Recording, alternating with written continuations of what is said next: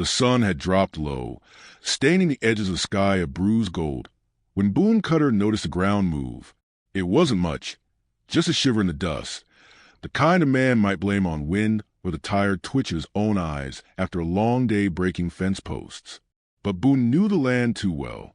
Dust didn't crawl like that unless something beneath it was still breathing. He stopped his gelding, a tall roan with a nervous temperament, and dismounted slow, careful not to spook the animal. The prairie was wide and hushed, a funeral sort of hush. Cicadas gave one last scrape and went quiet. Somewhere to the north, coyotes yipped like laughter behind closed doors.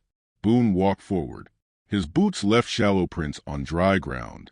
A wooden cross, unmarked, crooked, tilted at the base of a mound no larger than a feed sack. Someone had been buried in a hurry. The earth was still soft and unsettled, crusted on top, but breaking easy under his hand when he dropped to one knee and touched it. Then he heard it, faint and muffled, like wind trapped in wood. A cry, a baby's cry. Boone's breath caught sharp in his throat. He didn't question it, didn't wait to reason or doubt. He dug. The soil gave way fast, too fast. A shovel would have taken precious minutes. He didn't have. He used his hands, thick and scarred, until his nails cracked and dirt bled into his knuckles. He uncovered splintered pine, nailed tight, but clumsily. A box, a coffin, handmade. He gripped the edge and tore. The lid broke off with a dry, ripping crack, and what lay inside made his heart slam against his ribs like it wanted out. A woman, young, skin ghost pale beneath layers of sweat and blood. Her lips were parted, dust on her teeth. Her eyes were shut, lashes trembling. Her chest moved barely, just enough, and on either side of her body, tucked in tight folds of her ruined dress, were two babies. Girls, tiny, damp from sweat, their mouths open, one crying hoarsely, the other limp but warm. Boone didn't think. He moved, tore off his coat, wrapped it around all three, and lifted them out with the tender urgency of a man pulling hope from the jaws of hell. The box creaked as he lifted her, but she didn't stir. The babies gave soft, broken sounds, like instruments out of tune. He glanced back at the unmarked grave and knew without a doubt. This wasn't a death. It was an execution. He didn't know her name, didn't know who would bury a woman alive beside her newborn daughters, but he knew where to take her. His cabin stood 5 miles west, tucked behind a bluff of sandstone and juniper. No neighbors, no prying eyes, just the land, the wind, and a single bed that hadn't known warmth in 4 winters. He rode with her cradled in his arms, the reins loose in his grip. The sky burned orange, then pink, then black. Coyotes tracked him at a distance. Boone said nothing. He watched the woman's face, pale and still, hoping for a flicker, a twitch, anything. He whispered into the darkness, though she couldn't hear him. "Don't go. Not yet." The fire snapped low in Boone's hearth when he laid her down. He'd set the twins in a basket lined with wool and filled a pot with rainwater to heat. He peeled away the blood-soaked fabric from her legs. He did it gently, eyes averted, not out of shame but reverence, as if she were something holy pulled from a grave. Her skin was cold, but her heartbeat fluttered beneath the bruises. She had the look of a preacher's daughter. High cheekbones, fine wrists, the sort of face people expected goodness from. There were calluses on her fingers, ink stains on her thumbs. She'd been taught to write, then punished for using her words. Boone warmed rags by the fire and wiped the dirt from her face. Her lips moved once, no sound, but her head turned toward the twins. He bent close. "They're alive. So are you." She didn't open her eyes, but her chest rose a little deeper. That was enough.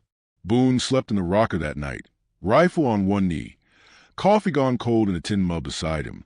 The babies cried in shifts. He fed them sugar water from a spoon until dawn.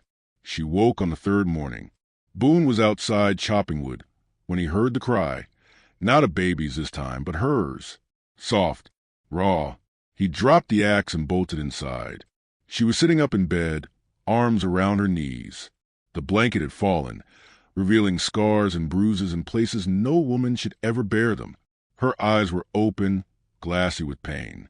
But she was breathing, looking.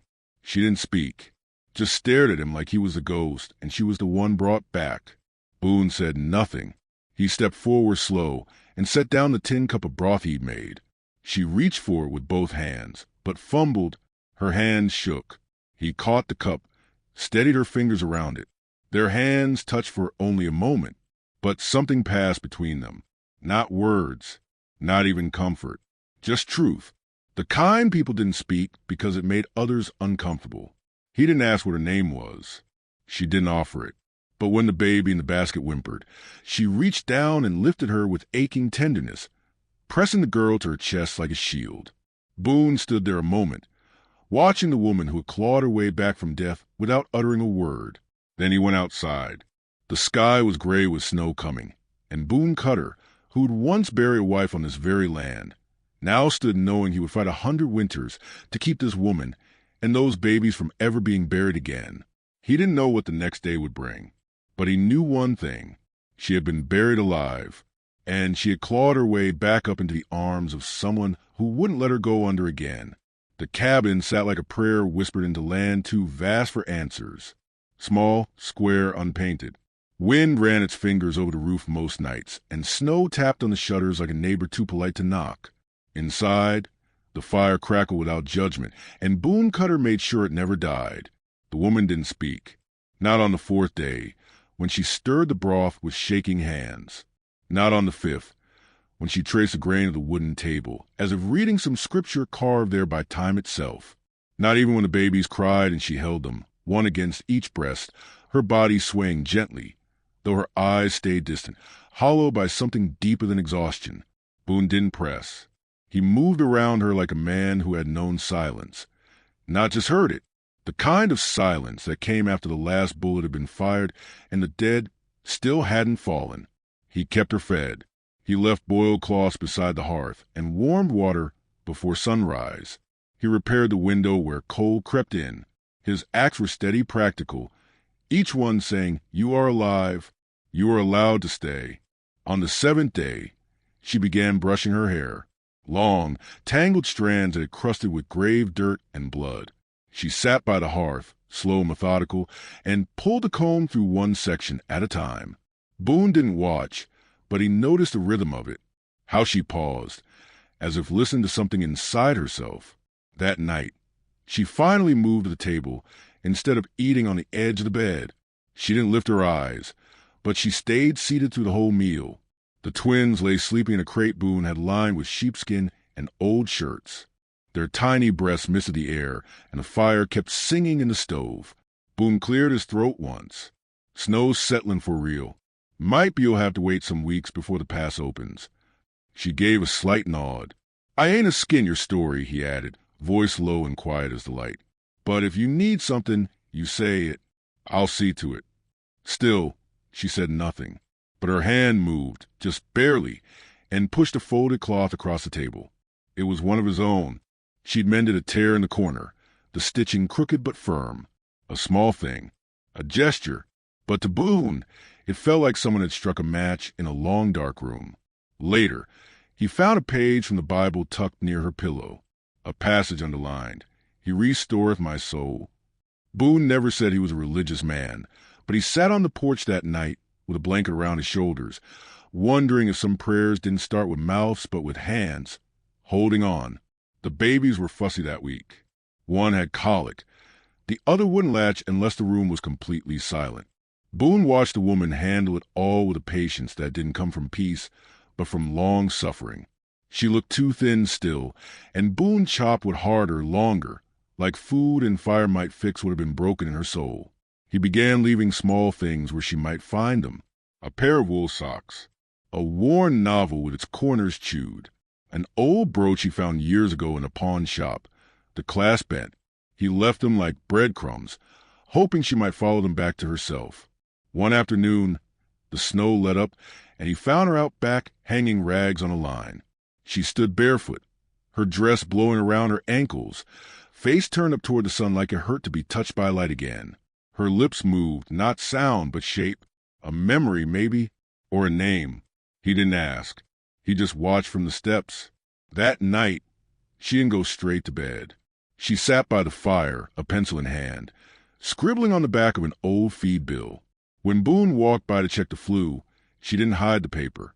She let him see. 3 words. I never named them. Boone crouched beside her, gently took the paper, and stared at it a long moment. Then I reckon they need names, he said. She blinked, slowly. The silence stretched like thread between them. Boone looked over at the crate, where the girls lay swaddled like tiny bundles of sunrise. Hope, he said quietly, and mercy.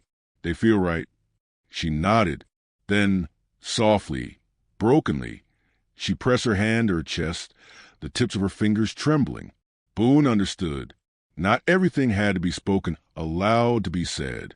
He found out her name days later, not from her mouth, but from inside of her shawl, where someone had stitched it in faded thread. Anna Rosefield. It explained things. The Rosefields were known. Church folk, proud, quick to speak of sin.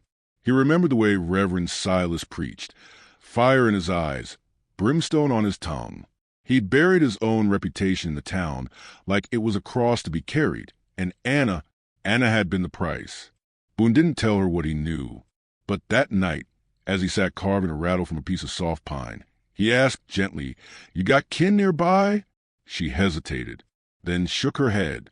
A lie, but a protective one. He let it stand. The wind howled one night, sharp and mean, and the babies woke crying. Anna moved slow from the bed, shoulders hunched, and Boone was up too, hands already reaching for the stove. Anna sat rocking Mercy in her lap, face tight with exhaustion, hair loose around her cheeks. Boone knelt by the fire, fed it kindling and warm milk. Neither spoke, but when the storm cracked loud enough to shake the walls, Anna startled, and without meaning to, she reached for Boone's arm. Her fingers dug into his sleeve, clutching just for a moment. Then she pulled away, shame flickering across her face. He didn't flinch, just met her gaze. "You're safe," he said, as if he were promising it to God himself. "Ain't no one coming. Not anymore." Her lips parted, then closed. Boone didn't press. He just sat beside her as the wind moaned outside like ghosts that hadn't been invited in. Days passed like spilled molasses, slow, thick, hard to clean up after. Anna spoke in fragments, sometimes a hum, sometimes a whisper, but mostly in gestures. She washed dishes with sleeves rolled high. She folded Boone's shirts with sleeves trembling. She laughed once, startled by Hope's sneezing mid-cry, and it came out like something stolen from her own body. Boone didn't try to name what was forming between them. It wasn't courtship. It wasn't comfort, either. It was something older, like shelter, like soil warming under winter frost. He built her a shelf beside the bed. She placed one thing on it, a wooden spoon with a crack in the middle. Boone never asked what it meant. That night, she wrote something new, a name, her own, followed by the girls, Hope and Mercy Rosefield. Underneath it, a single line, "They try to end me, but the earth gave me back." Boone read it when she left it on the table, her plate still warm. And for the first time in years, Boone Cutter let himself hope for spring. The past thawed slow that spring, the snow receding in patchy veins across the ridges. The wind turned softer, brushing against Boone's land like an apology for the months it had spent howling. Birds returned in cautious pairs. And Anna, for the first time since the grave, asked to ride. Boone didn't answer with words. He saddled the mare he used for gentler work, Juniper, a bay with kind eyes and an even gait. He wrapped the twins in shawls and tucked them into a lined crate hitched to the back of the saddle. The morning light kissed their cheeks and made their breath visible. Anna stood watching, one hand braced on the cabin door, the other smoothing her dress like a woman preparing for judgment. She hadn't left the property since the night. He carried her out of the dirt. "Town's 2 hours slow," Boone said, nodding toward the east. "If we keep to the creek path, it'll be quiet." Anna gave a short nod. Her lips were set firm, but the pale beneath her eyes betrayed the storm she carried. They rode without talking, save for the occasional murmur from the babies. Boone kept one hand near the reins, the other lightly resting near Anna's side, never touching, but close enough as she wavered. The first time they saw the church steeple, she flinched. Her breath hitched like something inside her remembered the sound of dirt being shoveled overhead. But she didn't turn back. Boone watched her knuckles tighten around the saddle horn. "You can change your mind," he said gently. Anna shook her head. "Not today," she whispered. Town hadn't changed. That was its greatest flaw. The same creaky mercantile, the same sagging schoolhouse, and the same eyes. People noticed them before they even tied off the horse. It wasn't Boone they looked at. It was Anna. A girl came to life again, with babies, with no husband, with a man beside her who didn't look like kin and never made excuses for standing close. The stairs were scalpels, clean and cold. Anna stood taller. Miss Adeline Firth was the first to speak, as always. She stood outside the post office, letters in hand, lips pursed like a wound stitched too tight. "Well," she said, voice clipped, "look who the Lord saw fit to raise." Anna didn't respond. Boone nodded once. "Morning, Miss Firth." She sniffed. "Didn't figure you'd start keeping company with dead girls and bastard babes." Boone's hand twitched near his coat, but it didn't rise. "They ain't bastards," he said low. "They're named." That seemed to unsettle her more than any argument might have. She turned sharply and walked away, skirts swaying like she'd swallowed a hornet.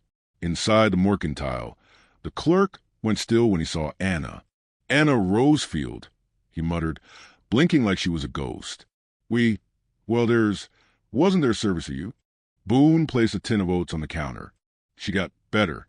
Anna, wordless, placed a hand gently on the crate. The babies blinked up at the lantern light, and one cooed. The clerk stared.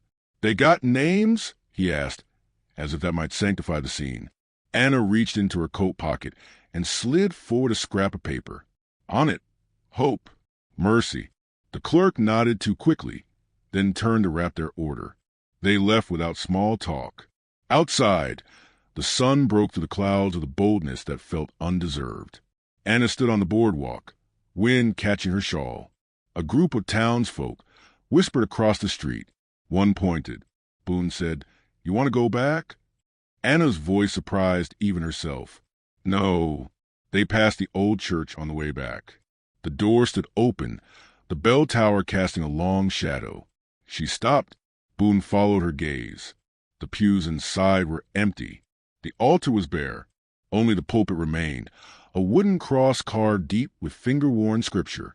Anna stepped forward, just one pace. Her breath left her like smoke.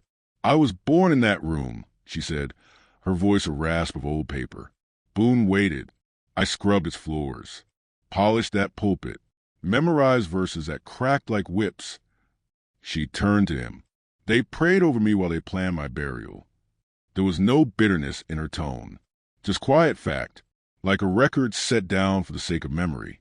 "Anna," Boone said softly, "you don't owe them anything." She met his eyes. "I know.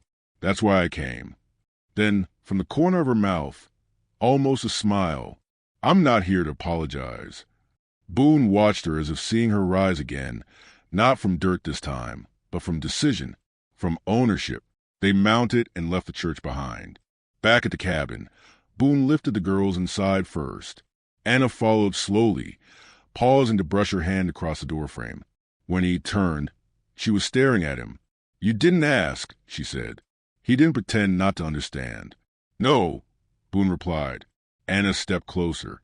"You didn't ask what happened, or what I did, or why I was buried." Boone's voice was quiet. "Didn't need to. You're alive.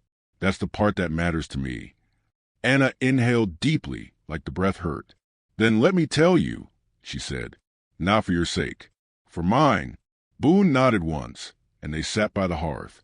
Anna spoke in pieces. The boy, gone before birth.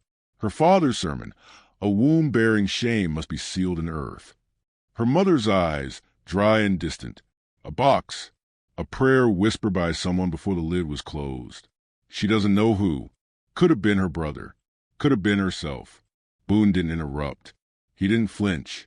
When she finished, the fire had burned low, and the girls were asleep with soft fists curled. Anna looked down at her hands. "I thought silence would save me, that if I said nothing, they wouldn't hate me worse." Boone leaned forward. I reckon silence is what near killed you." She blinked once, then nodded. The next morning, Boone found her on the porch, a shawl around her shoulders. The baby sleeping in a basket beside her. She was writing something. He didn't intrude. When she left the porch to come inside, she handed him the page. It read, "They thought shame would bury me, but it grew roots. And now, even the wind speaks my name."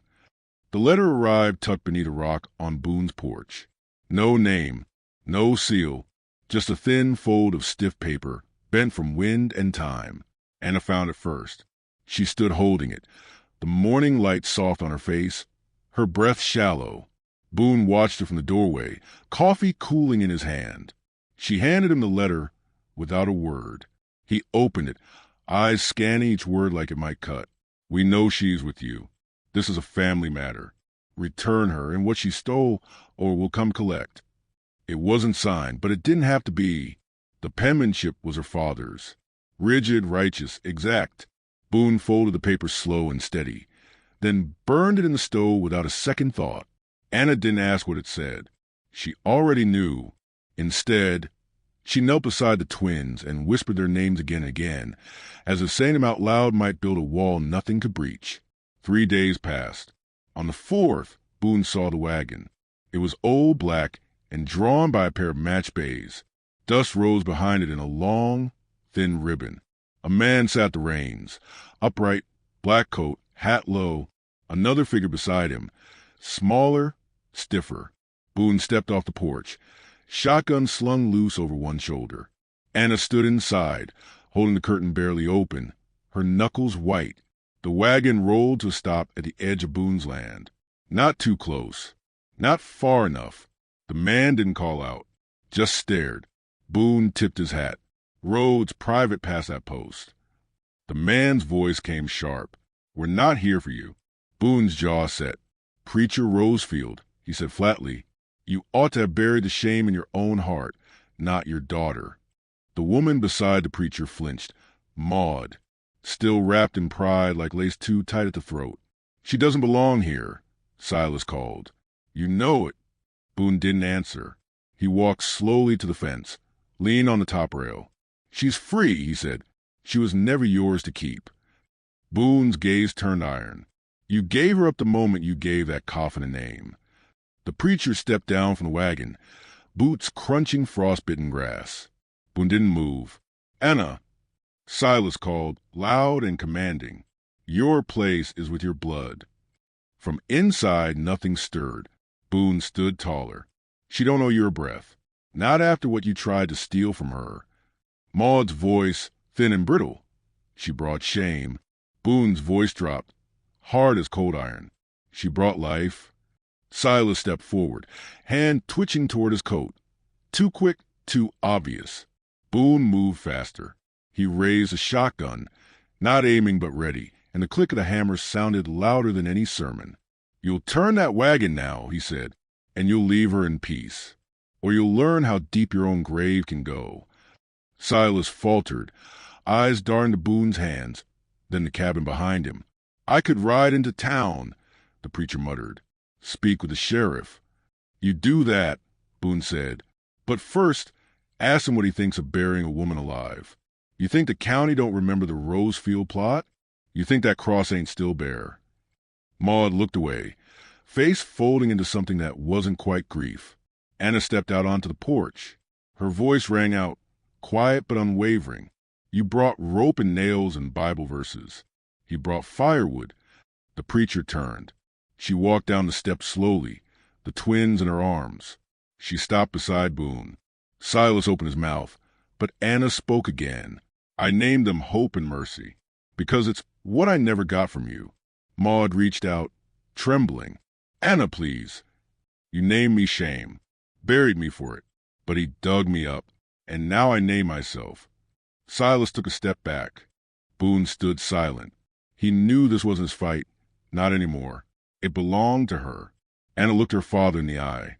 "This is my land now, my breath, my voice, and no preacher can damn me for surviving." Maud broke then, turned, climbed into the wagon without another word.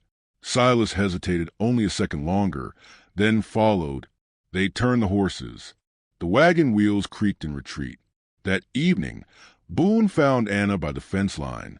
She was barefoot, her toes curling into the dirt, the sky bruised with purple clouds. The wind played with her hair. The twins slept nearby in the grass, bundled close, untouched by the storm that had passed. Boone stood beside her, hands in his pockets. "You didn't flinch," he said softly. Anna smiled, small, tired, but real. "I was already dead once. What else can they do?" The silence between them was wide, but not empty. It was the kind of silence people earned, one built from truth, not fear. Anna looked at him. "They'll talk in town." Boone shrugged. "Let 'em. The only mouths that matter are the ones we feed." She laughed once. Then, after a pause, "You could have let them take me." Boone looked out over the field, the horizon stretching like promise. "You were never theirs to take." Later that night, Anna lit a single candle and wrote something on the back of that same burned letter her father had sent. She left it on the table. Boone read it by firelight. "The grave they gave me wasn't deep enough to hold who I would become. They buried silence, but what rose was voice." He folded the page carefully, tucked into a Bible neither of them ever read, but kept on the shelf anyway, maybe as a reminder of what faith without mercy becomes.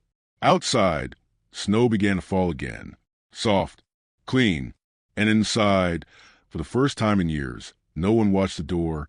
The thaw came like forgiveness, soft at first, drips from the eaves, the trickle of creek water no longer trapped beneath ice.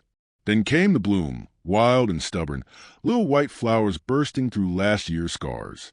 Boone planted beans near the window, Anna stitched curtains from old shirts. Hope and mercy learned to smile with their whole faces. But none of it meant the world had forgotten.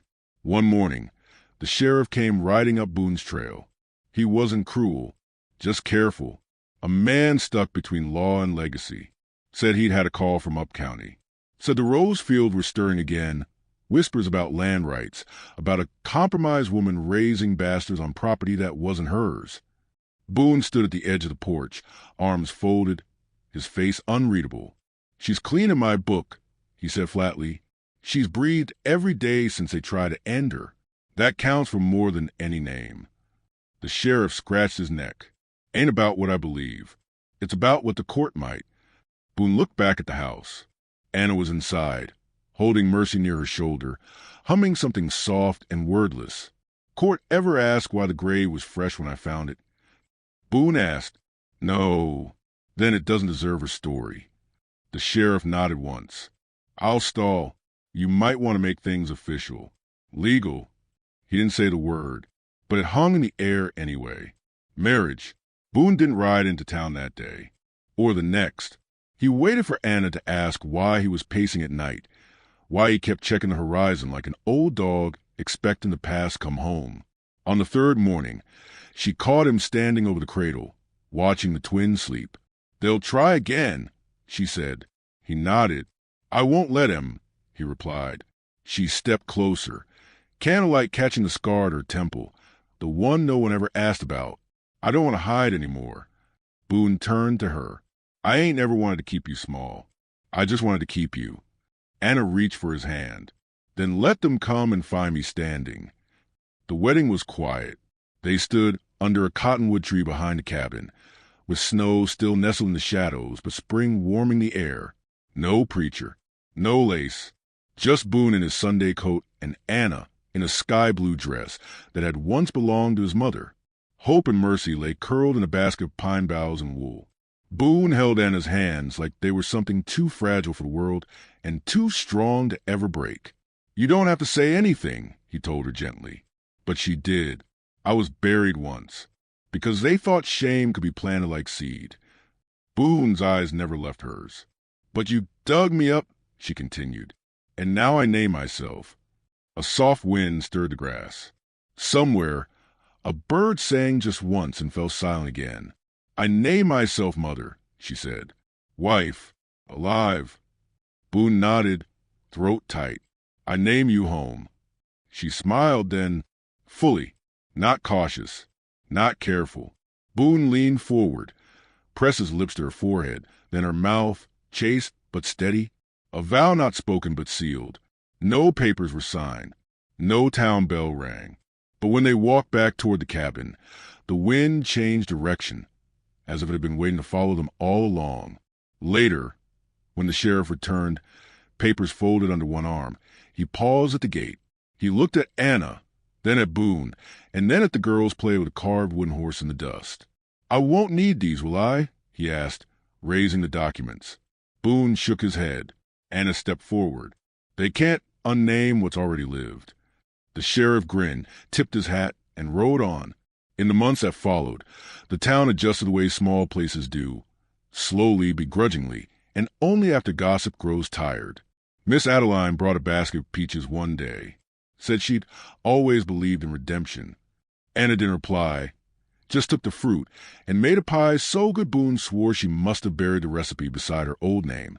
They lived, not perfectly, not painlessly, but they lived. And on one evening, long after the twins had learned to walk and Anna had taught them to dance in a yard with bare feet and ribbons in their hair, Boone sat watching them from the steps. Anna joined him, wrapped in a blanket that smelled of wood smoke and lavender. "You ever wonder if they'll ask?" she said quietly. "Ask what?" "About where they came from." Boone thought for a long time. "I reckon we'll tell them the truth," he said. "That they were born from a love the world tried to bury but couldn't keep down." Anna laid her head on his shoulder. "And what do you tell them about their mother?" Boone looked out at the girls, their laughter ringing like bells. "I'll tell them," she rose. "Years from now, when the twins ask about the cross that still stands crooked and bare at the back of the property, Anna will walk them there. She'll place flowers, not for mourning, but as a reminder. She'll tell them, softly, this is where I ended and where I began." They'll ask what her name was before, and Anna will kneel in the dirt, press a hand over her heart, and say, "I don't remember, but I remember what I became." Then, as twilight folds the hills in gold and the fire waits inside with supper warming, Boone will call from the porch, his voice calm, steady as always, and they will run back together, home,